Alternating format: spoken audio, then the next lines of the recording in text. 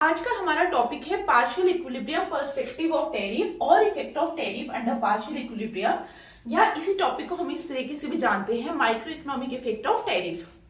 देखिए, जब भी हम पार्शियल इक्विलिब्रियम पर्सपेक्टिव की टैरिफ की बात करेंगे तब आपको क्या याद रखना है, हम यहाँ पे जो केस लेने वाले हैं that is the case of the small country. हमारे पास एक स्मॉल कंट्री है, फॉर एग्जाम्पल हम बात करेंगे मॉरिशस की।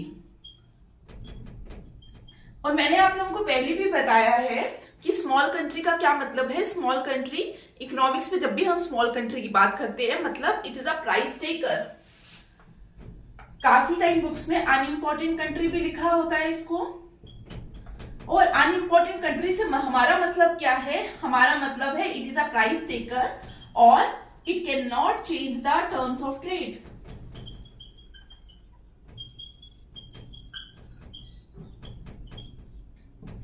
तो यहाँ पे हम इसी स्मॉल कंट्री की बात कर रहे हैं। हमने बोला कि स्मॉल कंट्री किसी और फॉरेन कंट्री से क्या कर रही है, कोई कमोडिटी इंपोर्ट कर रही है। लेट्स से मॉरिशस क्या कर रहा है, इंपोर्ट कर रहा है टेक्सटाइल फ्रॉम इंडिया। मॉरिशस ने टेक्सटाइल इंपोर्ट किया फ्रॉम इंडिया। जब मॉरिशस टेक्सटाइल इंपोर्ट कर रहा है इंडिया से, हम यहाँ पे एक और एजम्पशन भी लेंगे कि टेक्सटाइल मॉरिशस के अंदर अपना भी मैन्युफैक्चर होता है। It means there is an indigenous industry in Mauritius जो क्या प्रोड्यूस कर रही है, जो प्रोड्यूस कर रही है टेक्सटाइल।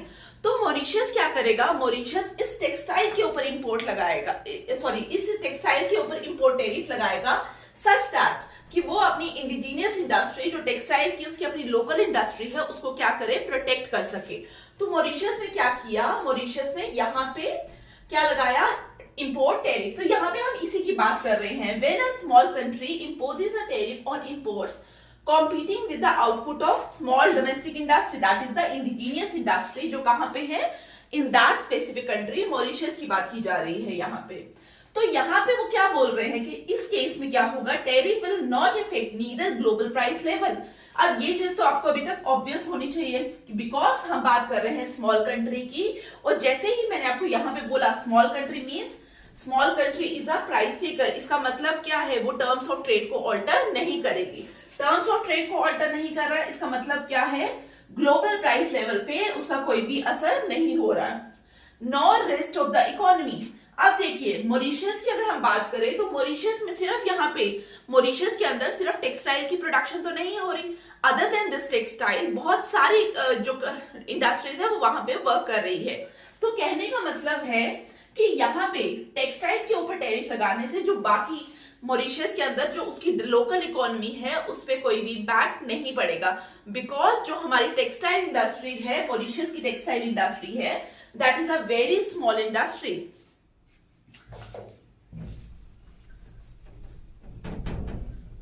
अभी तक आपको ये तो समझ आ गया होगा कि जब भी हमने टैरिफ लगाएंगे तो टैरिफ लगाने से होगा क्या, tariff will result into price rise. Domestic economy में क्या होगा, मॉरिशस की इकोनॉमी में क्या होगा, स्मॉल कंट्री की इकोनॉमी में क्या होगा, it will leads to price rise. तो यहाँ पे आपको क्या पता चला कि टैरिफ की वजह से जो प्राइस राइज हो रहा है, हम इसको इकोनॉमिक्स में क्या कहते हैं, this is known as price effect. और जब भी हम effect of tariff under partial equilibrium की बात करते हैं, हमें क्या देखना है, हमें इसी प्राइस इफेक्ट को देखना है। और हम क्या करेंगे फर्दर, हम इसी प्राइस इफेक्ट को बाइफरकेट करेंगे इनटू प्रोडक्शन इफेक्ट और प्रोटेक्टिव इफेक्ट। क्योंकि जब भी हम टैरिफ की बात कर रहे हैं, हम किसकी बात कर रहे हैं, we are talking about providing protection to the domestic industry. तो यहाँ पे हम इसको क्या करेंगे, प्रोडक्शन इफेक्ट और प्रोटेक्टिव इफेक्ट। फिर टैरिफ लगाने से क्या होगा, जो कंजप्शन है गुड की, ठीक है, वो क्या हो जाएगी, वो फॉल करेगी because of law of demand. क्या होगा, कंजप्शन फॉल करेगी। तो सेकंड आप पढ़ेंगे कंजप्शन इफेक्ट। फिर देखेंगे जब टैरिफ इंपोज किया तो गवर्नमेंट क्या करेगी, गवर्नमेंट विल अर्न रेवेन्यू। तो हम यहाँ पे देखेंगे कि यहाँ पे एक पार्ट हमें मिलेगा रेवेन्यू इफेक्ट। और हम इन्हीं सबको देखते हैं प्राइस इफेक्ट के अंदर। और साथ में आप लोग देखेंगे रीडिस्ट्रीब्यूशन इफेक्ट, जहां पे हमें पता चलेगा कि after the imposition of tariff जो कंज्यूमर सरप्लस है वो क्या करेगा, फॉल करेगा, बट प्रोड्यूसर क्या करेगा, प्रोड्यूसर विल गेन। तो प्रोड्यूसर सरप्लस आपको इंक्रीज होता हुआ दिखेगा, लेकिन कंज्यूमर सरप्लस हमें क्या दिखेगा, फॉल होता हुआ। साइमल्टेनियसली हमें रेवेन्यू भी दिखेगा कि गवर्नमेंट क्या कर रही है, गवर्नमेंट इज अर्निंग रेवेन्यू। तो आपको रीडिस्ट्रीब्यूशन इफेक्ट में ये देखना है। देन बीओपी इफेक्ट, क्योंकि हम सब जानते हैं जब भी इंपोर्ट्स कम होंगे तो अल्टीमेटली क्या होगा, आपका बीओपी डेफिसिट क्या हो जाएगा, वो बेटर सिचुएशन में आ जाएगा, डेफिसिट कम हो जाएगा इकोनॉमी में। और लास्टली आपको क्या देखना है यहाँ पे, डेड वेट लॉस, क्योंकि हम यहाँ पे किसकी बात करेंगे, हम बात करेंगे जब हमने बोला कि कंज्यूमर सरप्लस क्या होगा, फॉल करेगा, बट प्रोड्यूसर क्या कर रहा है, प्रोड्यूसर सरप्लस बढ़ रहा है, साथ में रेवेन्यू गवर्नमेंट अर्न कर रही है, लेकिन कुछ पार्ट आपको दिखेगा जो लॉस हुआ वो उसकी वजह से किसी को भी गेन नहीं हुआ, तो that is known as dead weight loss. अब इसी को एक डायग्राम में देखने की कोशिश करेंगे।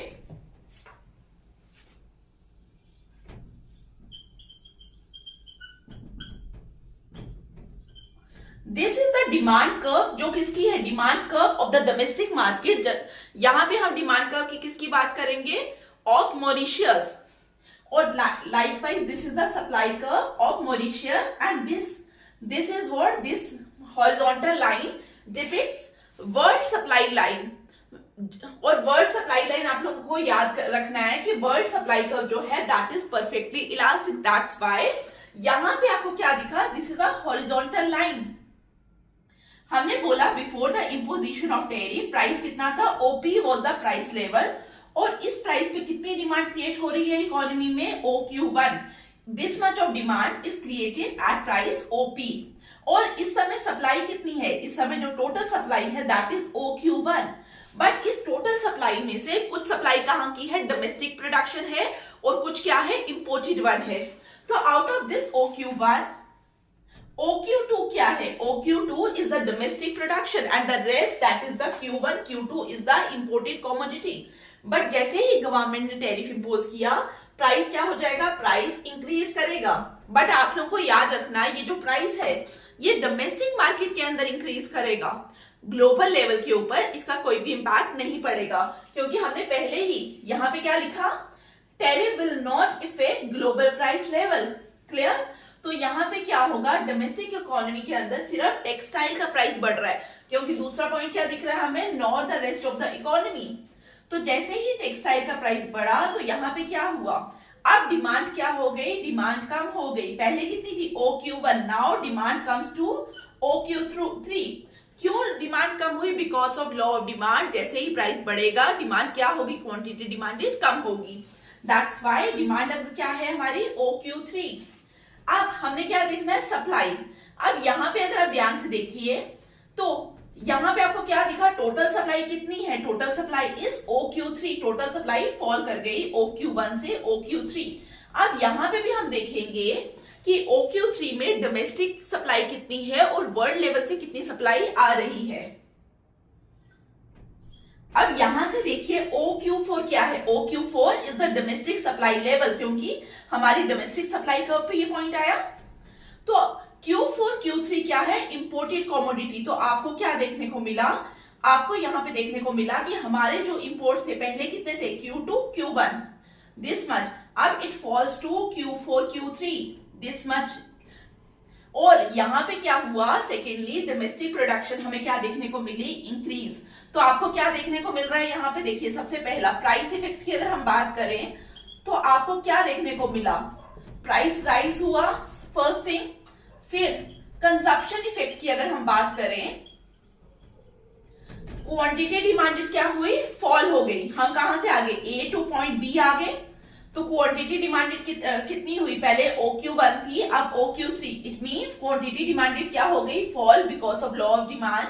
नंबर 3 प्रोडक्शन इफेक्ट की अगर हम बात करें, पहले कितनी प्रोडक्शन हो रही थी, एट पॉइंट C यहाँ पे प्रोडक्शन हो रही थी, बट अब कितनी है यहाँ पे, इट मींस प्रोडक्शन क्या हुई, OQ2 से OQ4 डोमेस्टिक प्रोडक्शन क्या हुई, इंक्रीज होगी। Quantity supplied at the domestic level क्या हुई, इंक्रीज हुई।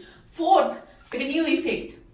तो रेवेन्यू इफेक्ट को हम कैसे कैलकुलेट करते हैं, देखिए यहाँ पे हम देखेंगे कि कितना टैरिफ इंपोज किया जा रहा है। टैरिफ कितना है, PP1 multiply by imported commodity आपकी कितनी है।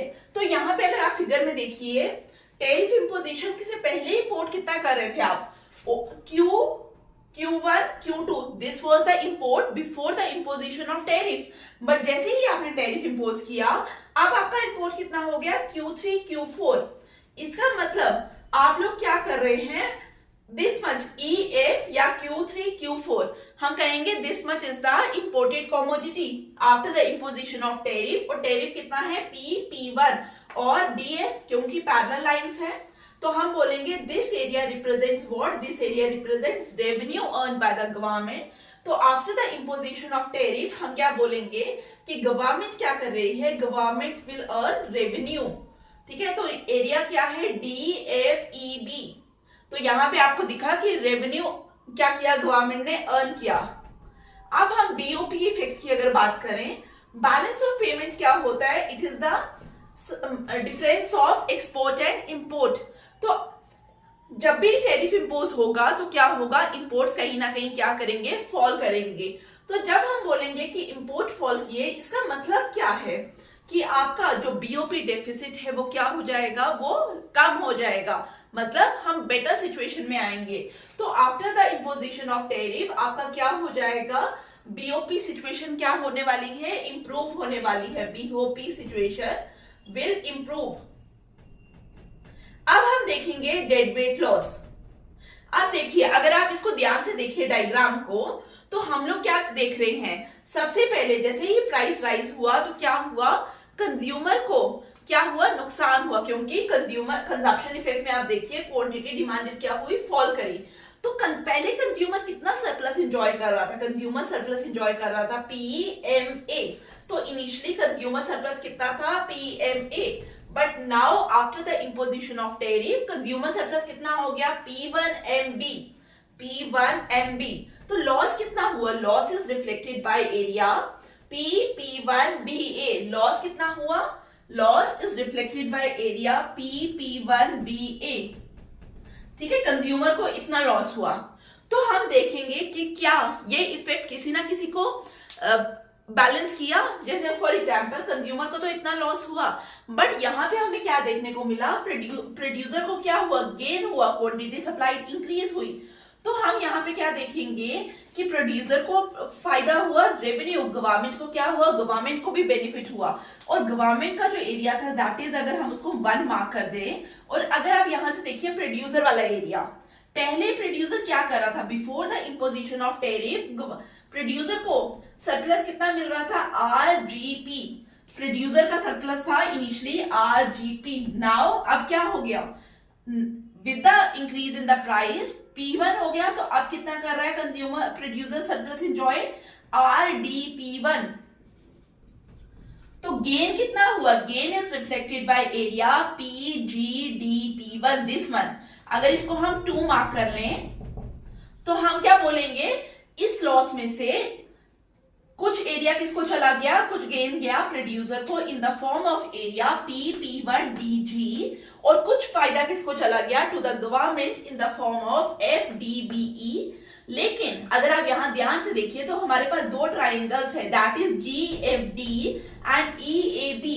ये जो लॉस है ये कहां गया, इसकी हमारे पास कोई भी अकाउंटेबिलिटी नहीं है। तो हम क्या इसको मार्क करें, अगर 3 एंड 4, तो हम क्या बोलेंगे, 3 एंड 4 के हमारे पास कोई भी अकाउंटेबिलिटी नहीं है। और इसी को आप इकोनॉमिक्स में क्या कहोगे, this is known as dead weight loss. Clear. तो हम लोगों ने क्या देखा, हमने देखा कि टैरिफ की वजह से क्या होता है, प्राइस इफेक्ट जनरेट होगा, जिसकी वजह से हम क्या बोलेंगे, with the imposition of tariff price rise होगा। और हमने फिर देखा कंजप्शन इफेक्ट, जहां पे कंज्यूमर को क्या हुआ, लॉस हुआ, जो हमें यहां पे भी देखने को मिला, क्वांटिटी डिमांडेड फॉल और loss in the consumer surplus की फॉर्म में भी हमने देखा। फिर हमने देखा प्रोडक्शन इफेक्ट, जहां पे हमने बोला कि क्वांटिटी सप्लाई क्या होगी, इंक्रीज होगी। तो प्रोड्यूसर का गेन हमें कहां देखने को मिला, 2। एंड रेवेन्यू इफेक्ट में आपको क्या देखने को मिला, गवर्नमेंट को रेवेन्यू मिला, गवर्नमेंट को गेन हुआ 1। तो हमने यहां देखा कि लॉस का कुछ पोर्शन क्या हो गया, रीडिस्ट्रीब्यूट हो गया between producer as well as the government in the form of 2 and 3। इसको हम क्या कहेंगे साथ में, रीडिस्ट्रीब्यूशन इफेक्ट।